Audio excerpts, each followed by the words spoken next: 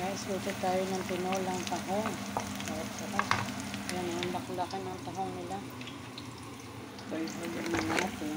Kailangan na hanggang natin na talbos. Prito muna natin. Malaki ang tahong na nakain ko si Harvey. So, favorite niya. Ito lang.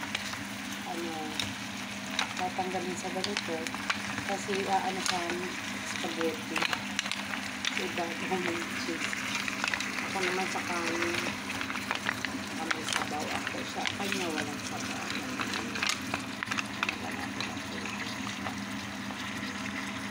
kapag isa na ito ano na ko ilang piraso pa nito busog ka na